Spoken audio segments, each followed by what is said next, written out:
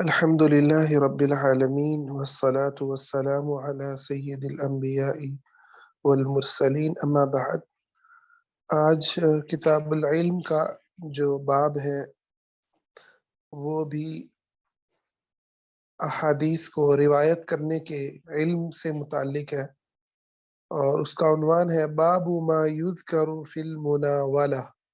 وکتاب اہل العلم بالعلم الی البلدان۔ اس کے اندر اس باب میں مناولہ کا ذکر ہے۔ مناولہ کیا ہے؟ مناولہ یہ ہے کہ ایک محدث جو ہے وہ اپنی احادیث جو اس نے اپنے اساتذہ سے لکھی، جمع کی، ان روایات کو لکھے ہوئے کو جو ہے اپنے شاگرد کے حوالے کر دے۔ اس کتاب میں روایات جو اس نے لکھی ہیں اسے شاگرد کے حوالے کر دے، اور اسے اس کتاب میں درج روایات کو آگے روایت کرنے کی اجازت بھی دے دے۔ تو ہوتا یہ تھا کہ شروع میں جب طلباء کم تھے اور محدثین کے پاس بڑی تعداد میں لوگ نہیں تھے، تو پھر جو پچھلے باب میں ذکر ہوا قراءہ علی الشیخ، کہ استاد کے کو پڑھ کر سنانا، تو شاگرد باقاعدہ استاد کو جو استاد کی روایات ہیں وہ کاپی کر کے اپنے پاس، تو اس نسخے کو استاد کو سناتے تھے۔ پھر انہیں اجازت ملتی تھی کہ آپ اب کہہ سکتے ہیں کہ حدثنی فلان، مجھے فلاں نے بیان کیا، میرے استاد نے مجھے بیان کیا۔ لیکن پھر جب بعض محدثین کے پاس اس طرح کے معاملات ہوئے کہ ایک استاد کے پاس سینکڑوں شاگرد جمع ہیں، اب وہ سب سے تو نہیں سن سکتا، ٹھیک ہے، یا سب کی باتوں کو، سب کی روایات کو جو انہوں نے ان کی کتاب سے نقل کی ہیں وہ سننا ممکن نہیں تھا۔ تو وہ یہ کرتے تھے کہ پھر اس کتاب کو جو استاد کی کتاب ہوتی تھی اسے نقل کرنے کی اجازت دیتے، تو اس کی لوگ جو طلباء ہیں وہ اس سے نقل کرتے اور اس کی تصحیح کرتے، اور پھر وہ انہیں اجازت دے دیتے کہ اب آپ یہ جو آپ نے احادیث لکھ لی ہیں، جو روایات لکھ لی ہیں، ان کو آپ یہ کہہ کر بیان کر سکتے ہیں کہ میں نے فلاں سے سنا، ٹھیک ہے، یا حدثنی فلان، یا عن فلان، ٹھیک ہے، مجھے فلاں سے میں روایت کر رہا ہوں، اس چیز کی وہ اجازت دیتے تھے۔ یہ ہے مناولہ۔ تو اس باب میں ایک تو اس مناولہ کا ذکر ہے، اور دوسرا اہل علم کا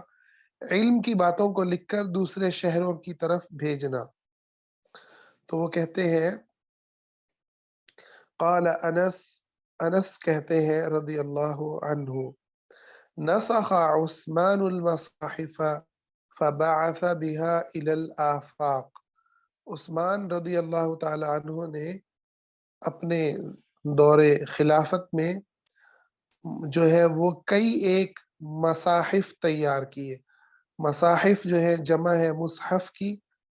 ٹھیک ہے، اور مصحف کہتے ہیں قرآن پاک کا دو گتوں کے درمیان لکھا ہوا ہونا، کہ جو لکھا ہے وہ قرآن ہے، اور وہ جو کتاب ہے اس کتاب کو ہماری اردو میں قرآن پاک ہی کہتے ہیں کہ بیٹا مجھے قرآن پاک پکڑا دو،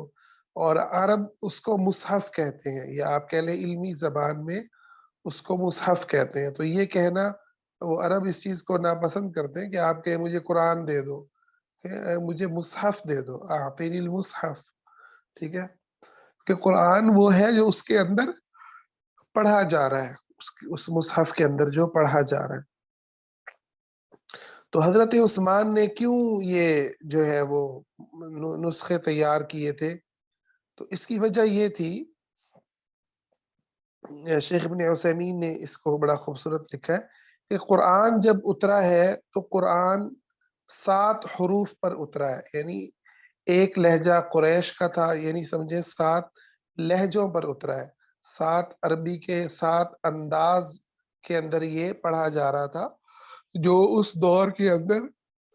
عرب کے اندر رائج تھے، 7 لہجے۔ تو پھر یہ ہوا کہ جب حضرت عثمان کے زمانے میں خلافت بہت پھیل گئی اور نئے نئے لوگ دین میں داخل ہوئے، تو لوگ اختلاف کرنے لگے قرات کے اندر۔ کوئی کہتا کہ یہ تم غلط پڑھ رہے ہو، کوئی کہتا کہ تمہارا انداز غلط ہے۔ تو فتنے کا خوف پیدا ہوا۔ تو پھر حضرت عثمان رضی اللہ عنہ نے کیا کیا کہ تمام جو دیگر مصاحف تھے ان ساروں کو ایک حرف کے اوپر جمع کر دیا، اور وہ حرف تھا قریش کی جو زبان تھی۔ وہ قریش کی زبان والے لہجے کو باقی رکھا، اور باقی جتنے بھی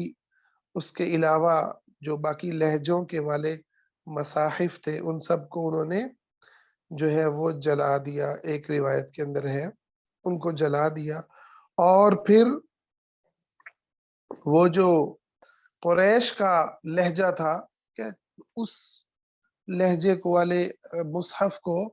انہوں نے اس کی کاپیاں تیار کی، اور انہیں پورے عالم اسلام کے مختلف علاقوں میں جہاں جہاں اسلام پہنچا تھا وہاں وہاں ان کو پہنچا دیا۔ تو اس میں ایک بڑی خوبصورت بات ہے، جو بڑی علم کی بات ہے، کہ ابھی جو قرات ہیں جسے کہتے ہیں نا 7 قراءات، 7 قراءتوں سے پڑھتے ہیں عرب۔ مراکش وغیرہ کے اندر ایک اور انداز ہے، امام ورش کی غالباً وہاں پر کاپی ہم جو کرتے ہیں وہ کرتے ہیں، یہ اس کا نام ذہن سے اتر گیا، ارے حفص کی، امام حفص کی کا جو کی قرات ہے ہم اس کو فالو کرتے ہیں، بر صغیر میں بھی اور سعودیہ وغیرہ کے اندر بھی۔ ٹھیک ہے، تو یہ جو 7 قراءات ہیں یہ وہ 7 لہجے نہیں ہیں۔ یہ غلط فہمی پیدا ہوتی ہے کہ شاید یہ وہ 7 لہجے ہیں جن پر قرآن اترا تھا۔ یہ درست نہیں ہے، بلکہ یہ سارے جو قراءات ہیں یہ صرف قریش کے کی جو قرت ہے اسی کے لہجے ہیں ڈیفرنٹ۔ ٹھیک ہے، اسی کے ڈیفرنٹ لہجے ہیں۔ تو اب دنیا کے اندر صرف ایک ہی جو ہے وہ لہجہ باقی ہے، اور وہ ہے قریش کا لہجہ۔ ٹھیک ہے، حضرت عثمان کے زمانے میں باقی تمام لہجے جو ہے ان کو ختم کر دیا گیا، اور پوری امت کو ایک لہجے کے اوپر اور ایک حرف کے اوپر جمع کر دیا گیا، اور وہ تھا عرب کی، قریش مکہ کی جو لہجہ تھا۔ ٹھیک ہے، یہ ایک بڑا اہم نقطہ ہے۔ تو مدینہ کے اندر بھی آپ نے اسی مصحف کو باقی رکھا، اور باقی مصاحف کو جو ہے وہ ختم کر دیا۔ اور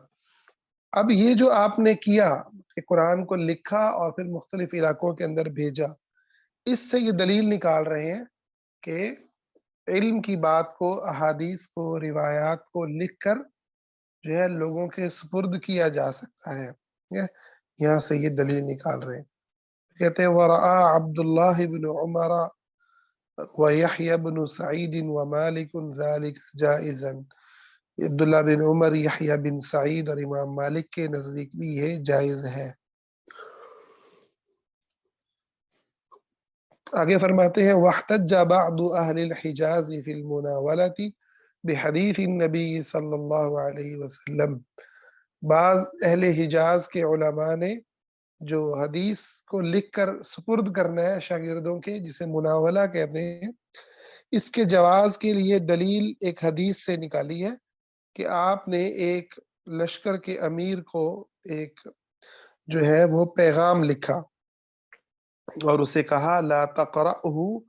اس کو مت پڑھنا، حتی تبلغ مکان کذا و کذا، جہاں جب تک کہ تم فلاں اور فلاں جگہ پر پہنچ جاؤ، جب وہاں پہنچ جاؤ تو پھر تم اس کو پڑھنا۔ فلما بلغ ذلك المکان، جب وہ اس جگہ پر پہنچے، قرأہ علی الناس، انہوں نے اسے لوگوں پر پڑھا، وَأَخْبَرَهُمْ بِأَمْرِ النَّبِي صلی اللہ علیہ وسلم، اور لوگوں کو نبی علیہ السلام کا جو حکم تھا اس کے بارے میں انہوں نے خبر دی۔ ٹھیک ہے، تو اس سے دلیل نکلی کہ بغیر استاد کو سنائے محض استاد سے لکھا ہوا لے لینا یہ درست ہے، جیسے اس صحابی کو آپ نے دیا، کیا وہ ان کو سنایا نہیں گیا کہ یہ کیا لکھا ہوا ہے، ان کو بلکہ بس لکھی ہوئی چیز پکڑا دی گئی۔ اسی سے دلیل ایک اور حدیث لے کر کے آئے ہیں عبداللہ بن عباس رضی اللہ تعالیٰ عنہ، اس کے راوی ہیں، کہتے ہیں ان رسول اللہ صلی اللہ علیہ وسلم بعث بکتابہ رجلا، رسول اللہ صلی اللہ علیہ وسلم نے ایک آدمی کو اپنی ایک جو ہے پیغام کے ساتھ بھیجا جو لکھا تھا، لکھوایا گیا تھا آپ کی طرف سے، وَأَمَرَهُ أَن يَدْفَعَهُ إِلَى عَظِيمِ الْبَحْرَيْنِ، اور آپ نے حکم دیا کہ اس کو بحرین کے بادشاہ کو کے حوالے کر دیا جائے۔ فَدَفَعَهُ عظیم البحرین الى کسرا، تو یہ جو بحرین کا بڑا تھا اس نے اسے کسرا کی طرف جو ہے وہ روانہ کیا، کسرا کے حوالے کیا۔ فلما قرأه، جب اس کسرا نے اس پیغام کو پڑھا حضور کے، مزقہ، تو اس نے اس کو پھاڑ دیا تکبر میں آ کے۔ فحسبت ان ابن المسیب قال، تو راوی کہتے ہیں کہ میرا گمان ہے ابن مسیب نے کہا، ابن مسیب جو ہیں یہ تابعی ہیں، ٹھیک ہے، وہ کہتے ہیں فدعا علیہم رسول اللہ صلی اللہ علیہ وسلم ان یمزقوا کل ممزق، کہ آپ صلی اللہ علیہ وسلم نے کسرا کے اوپر بد دعا کی اس کے خلاف کہ وہ بھی ایسے ہی پھاڑ دیے جائیں، توڑ دیے جائیں جیسے انہوں نے جو ہے وہ اس خط کو پھاڑا، اور وہ ٹکڑے ٹکڑے کر دیے جائیں، ٹھیک ہے، آپ نے ان کے بارے میں یہ بد دعا فرمائی، اور آپ کی یہ بد دعا بہت جلد اس کے حوالے سے پوری ہوئی اور وہ قتل کر دیا گیا۔ وہ بڑا متکبر انسان تھا کسرا، اور یہ ایران کا جو ہے وہ حکمران تھا، ایران کا جو ہے وہ بادشاہ تھا، اسے ایران کے ہر بادشاہ کو کہتے ہیں علماء کسرا کا لقب دیا جاتا تھا، کسرا کا لقب دیا جاتا۔ اچھا، اگلی حدیث جو ہے وہ حضرت شعبہ بیان کرتے ہیں قتادہ سے، اور وہ شاگرد ہیں انس بن مالک کے، وہ کہتے ہیں کتب النبی صلی اللہ علیہ وسلم کتابا او اراد ان یکتب، آپ صلی اللہ علیہ وسلم نے ایک جو ہے وہ کتاب لکھی، یعنی ایک پیغام لکھا، یا آپ نے ارادہ کیا لکھنے کا، فقیل لہو، تو آپ کو کہا گیا انہم لا یقرؤون کتابا الا مختوما، کہ یہ جن کو آپ پیغام بھیج رہے ہیں یہ نہیں پڑھتے کتاب مگر وہی کتاب پڑھتے ہیں، وہی پیغام پڑھتے ہیں کہ جس کے آخر میں مہر لگی ہو، ٹھیک ہے، یعنی ان کو یہ جب تک یقین نہ ہو جائے بھیجنے والے نے کا ہی پیغام ہے تب تک وہ نہیں پڑھتے، اور وہ کنفرم ایسے کرتے ہیں کہ مہر دیکھتے ہیں، ان کے ہاں یہ رواج ہے۔ تو فاتخذ خاتما من فضہ، تو آپ نے چاندی کی ایک جو ہے وہ مہر تیار کی، نقشہ محمد رسول اللہ، اس کا جو نقش تھا وہ اس طرح تھا، محمد رسول اللہ۔ تو راوی کہتے ہیں کہ انی انظر الی بیاضہ فی یدہ، گویا کہ میں دیکھ رہا ہوں ان کے ہاتھ میں، ان کے ہاتھ میں اس کی سفیدی، یعنی کس کی سفیدی؟ وہ جو انگوٹھی ہے، چاندی کی انگوٹھی کی سفیدی ہوتی ہے نا، ٹھیک ہے، اس کو میں آپ کے ہاتھ میں دیکھ رہا ہوں۔ فقلت لقتادہ، تو وہ کہتے ہیں میں نے قتادہ سے کہا من قال نقشہ محمد رسول اللہ، راوی کہتے ہیں یعنی قتادہ کے جو شاگرد ہیں، قتادہ کے شاگرد کون ہے؟ شعبہ، بہت بڑے امام ہیں، وہ کہتے ہیں میں نے اپنے استاد قتادہ سے پوچھا کہ کس نے یہ بات بتائی ہے کہ اس کا جو نقش تھا اس انگوٹھی کا وہ یہ تھا محمد رسول اللہ، تو قال انس، تو وہ کہتے ہیں کہ قتادہ کہتے ہیں کہ مجھے میرے استاد انس نے بتائی، انس بن مالک یعنی صحابی رسول نے یہ بات بتائی ہے کہ اس انگوٹھی کا نقش اس طرح تھا، محمد رسول اللہ، ٹھیک ہے۔ تو یہ بھی حدیث دلیل ہے کہ آپ صلی اللہ علیہ وسلم جو ہے وہ لکھا کرتے تھے، اور آپ کا لکھا ہوا لے جا کر کے بادشاہوں تک پہنچایا جاتا تھا۔ تو حدیث کو روایت کرنے کے جو طریقے ہیں، اس کے یہ دلائل امام صاحب نے یہاں پر دیے ہیں۔ ان احادیث میں بہت ساری اور باتیں بھی ہیں جو ہم جن پر غور کرتے ہیں اللہ تعالیٰ کی رحمت اور اس کے فضل سے۔ ایک تو یہ کہ نبی صلی اللہ علیہ وسلم کا وقت کے جو بہت بڑی طاقتیں ہیں، سپر طاقتیں ہیں، ٹھیک ہے، اس دور کی کیسر اور کسریٰ، دو جو ہے لاجواب اور بے مثال اور بہت عظیم سلطنتوں کے مالک اس وقت جو ہے یہ نام ہے، اور آپ صلی اللہ علیہ وسلم ان کے مقابلے میں مالی حیثیت، سیاسی حیثیت کے اعتبار سے ایک ایسے صحرا کے اندر ہیں کہ جہاں جو ہے کوئی دنیا کا تہذیب و تمدن اور کوئی لمبی چوڑی تاریخ، ٹھیک ہے، ایسا کچھ بھی نہیں ہے۔ حتیٰ کہ نبی صلی اللہ علیہ وسلم کی جو نبوت ہے، آپ یہ بھی دیکھیں، حضرت اسماعیل کی اولاد میں سے ہیں علیہ الصلاۃ والسلام، جبکہ اکثر انبیاء جو ہیں وہ حضرت اسحاق کی اولاد میں سے ہو رہے ہیں۔ اور اسی لیے یہود اور نصارہ جو تھے، خاص طور پر یہود، وہ اس بات کا ان کو یقین تھا کہ ہماری ہی قوم میں سے حضور آئیں گے، نئے نئے نبی جو ہیں وہ ہماری آخری نبی ہماری نسل میں آئیں گے، کیونکہ پچھلے سارے انبیاء تقریباً بڑی تعداد ہے جو بنی اسرائیل کے اندر آئی ہے، اللہ نے ان کا ذکر کیا۔ اس کے باوجود آپ دیکھیں، اس ساری حیثیت کے باوجود آپ صلی اللہ علیہ وسلم کا قیصر و کسریٰ کو خط لکھنا، ٹھیک ہے، قیصر و کسریٰ کو خط لکھنا اور اسلام کا پیغام ان تک پہنچانا، یہ بہت ہی عظیم جو ہے جگرا اور کانفیڈنس اور اللہ پر یقین کی علامت ہے، اللہ پر یقین کی علامت ہے کہ اللہ تعالیٰ کے سچے ہونے کا ان کو کتنا یقین ہے، اسلام کے غالب آنے پر انہیں کس قدر یقین ہے، اور اپنی نبوت کی سچائی پر کس قدر یقین ہے کہ آپ غزوہ خندق کے اندر، غزوہ احزاب کے اندر خندق کھود رہے ہیں، اور جب سخت چٹان آئی آپ نے اس پر کدال ماری تو آپ نے کیسر و کسریٰ کے خزانوں کے فتح ہونے کی خبر دی۔ تو یہ کتنی بڑی بات ہے کہ آپ کیسر و کسریٰ کی سلطنتوں کے فتح ہونے کی خبریں دے رہے ہیں اور ان کو پیغام بھیجتے ہیں کہ تم جو ہے وہ اسلام کو قبول کر لو۔ یہ جو بڑا پن ہے مومن کے اندر ہونا چاہیے، یہ مومن کے اندر ہونا چاہیے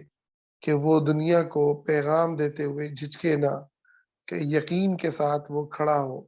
اسے اللہ رب العزت کی معیت کا یقین ہو، اللہ کے فرشتوں کی اس کے ساتھ ہونے کا اس کے اندر یقین ہو۔ تو جب انسان میں یہ یقین پیدا ہو جائے، پھر انسان دنیا کی کسی تہذیب سے، دنیا کی کسی طاقت سے، دنیا کی کسی قوت سے ڈرتا نہیں ہے، بلکہ اللہ کے کلمے کو بلند کرنے کے لیے میدان میں اتر کھڑا ہوتا ہے۔ اچھا، اسی طرح سے دیکھیں اس کے اندر جب آپ صلی اللہ علیہ وسلم کے پیغام کو اس نے پھاڑا، ٹھیک ہے، تو آپ نے بھی ان کے لیے بد دعا فرمائی۔ تو یہ کہنا کہ آپ صلی اللہ علیہ وسلم نے کبھی کسی کافر کے لیے بد دعا تو کی ہی نہیں، تو یہ غلط بات ہے، بالکل غلط بات ہے۔ آپ جو بد دعاؤں کے مستحق تھے، آپ نے ان کے لیے بد دعا فرمائی، کہ یہ ایک جو ہے یہ دلیل ہے، یہ جو حدیث ہے یہ دلیل ہے کہ آپ کے منہ سے بھی بد دعا کے لفظ جو ہے وہ نکلے ہیں، کہ اللہ ان کی سلطنت کو تباہ کر دے، تباہ فرما دے۔ اور ایسا ہی ہوا کہ وہ تباہ ہو گئے اور ان کو پتہ تک نہ چلا، اور ان کی طاقت کا نشہ جب ٹوٹا تو تب آسمان سے پتھر تھے جو گر رہے تھے، اور ان کی موت تھی جو ان کو شکار کر رہی تھی۔ تو الغرض یہ بڑی ایک مومن کے اندر جو ہے جرت اور ہمت کو پیدا کرتا ہے۔ اگلی جو حدیث ہے اس کے اندر آپ دیکھیں کہ آپ صلی اللہ علیہ وسلم نے اس قوم کو دعوت دیتے ہوئے اگر کوئی اضافی چیز ہے، یعنی کوئی پروٹوکول ہے، تو آپ نے اس کا بھی خیال رکھا۔ آپ کو جب بتایا گیا کہ یہ تو بغیر جو ہے وہ مہر کے خط کو پڑھتے ہی نہیں ہے، تو آپ نے یہ نہیں کہا کہ میں تو اللہ کا نبی ہوں، نہیں پڑھتے تو جائے جہنم میں، آپ نے ایسی بات نہیں کی بلکہ آپ نے جو اضافی چیزیں ہیں ان کو اڈاپٹ کر لیا۔ آپ نے کہا ٹھیک ہے، اگر وہ جو ہے مہر کے ساتھ پڑھتے ہیں تو ہم مہر لگا ان کو پیغام بھیجیں گے، ٹھیک ہے۔ اور آپ نے ان کو پیغام بھیجا، اور ان کے اندر جو ہے زندگی کے اندر آپ صلی اللہ علیہ وسلم نے ان کی زندگی میں ہی انہیں اللہ کی طرف جو ہے وہ دعوت پہنچائی جس کا آپ کو مکلف کیا گیا تھا۔ ٹھیک ہے، یہ ایک بہت ہی زبردست جو ہے وہ چیز ہے۔ تو یہاں ایک سوال پیدا ہوتا ہے کہ کیا مہر بنانا، یعنی ایسی انگوٹھی کی شکل میں، کیا یہ سنت ہے؟ ٹھیک ہے، تو اس حوالے سے شیخ ابن عثیمین کہتے ہیں کہ آج کل کے زمانے میں جو دستخط ہے ان کی تقریباً وہی اہمیت ہے جو نبی علیہ السلام کے زمانے میں مہر کی تھی۔ تو اگر مہر نہ بھی ہو، کہ اگر آج مہر نہ ہو اور دستخط ہو تو انسان کا جو ہے وہ وہی اس کو فائدہ حاصل ہو جاتا ہے جو مہر سے تھا۔ اس لحاظ سے یہ اس کے قائم مقام قرار دیا جا سکتا ہے۔ تو اس کے اندر مقصد جو ہے وہ اس محض جو ہے وہ ایک خاص چیز کی پیروی کرنا نہیں ہے، بلکہ اس مقصد کو پورا کرنا ہے جس مقصد کے لیے وہ چیز حاصل کی گئی۔ ٹھیک ہے، تو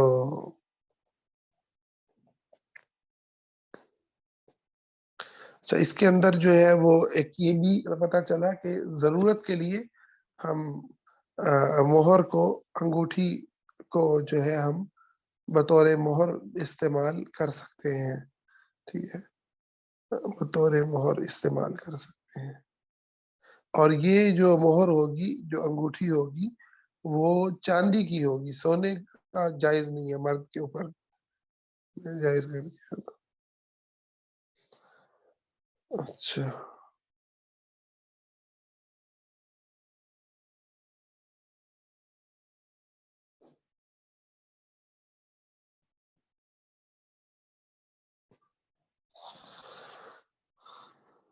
اچھا جی، اچھا، اسی پہ ہم اکتفا کرتے ہیں انشاءاللہ، اور ہم کل ایک ڈسکشن رکھیں گے، اور انشاءاللہ جو ہے ہمارا اگلے سوموار سے جو کلاس ہوگی انشاءاللہ وہ ہم ویڈیو ہم ایڈجسٹ کر چکے ہوں گے، اس وقت تک سامان ہمارا تقریباً آ چکا ہے، تو اس کو ہم ایڈجسٹ کر لیں گے۔ تو کوشش کرتے ہیں کہ ویڈیو میں ہم آ جائیں، وہ زیادہ لوگ ذرا ایزیلی سن پاتے ہیں۔ تو بس آپ دعاؤں میں یاد رکھیے گا، صحت کے حوالے سے بھی اور باقی حوالوں سے بھی۔ جی بالکل بھائی، آپ بات کر سکتے ہیں۔